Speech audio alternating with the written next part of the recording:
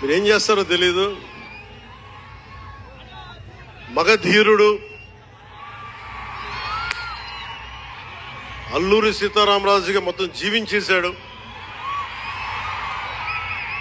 అందరి తోటి నటుల మీద అమితమైన ఇష్టం చూపించేవాడు. అందరికి ఫ్రెండ్ రామ్ చరణ్.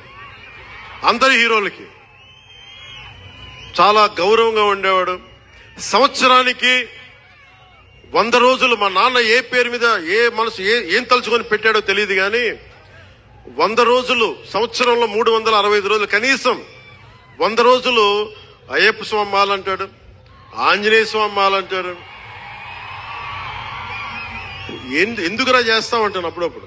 క్షమించాలి రామ్ చరణ్ గారు రే అంటున్నందుకు. పర్లేదు కదా.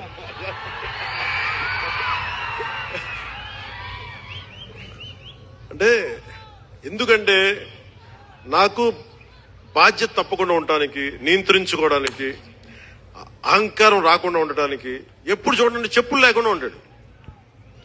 అంటే నాకే అనిపిస్తుంది నేనే కనీసం నేను వేసుకునే చెప్పులు కూడా వదిలేడానికి ఇబ్బంది పడతాను అప్పుడప్పుడు. అలాంటిది రామ్ చరణ్ చెప్పులు లేకుండా మామూలు హీరో కాదు, హాలీవుడ్ దాకా వెళ్ళాడు, ఆస్కార్కి వెళ్ళాడు.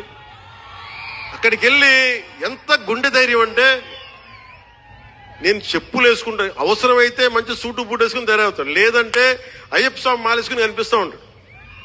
అంటే వ్యక్తిత్వంలో ఎంత బలం ఉండాలి ఆ వ్యక్తికి. అందుకని అలాంటి రామ్ చరణ్ మంచి 16 అణాలు తెలుగువాడు, మా బంగారం, నా తమ్ముడు.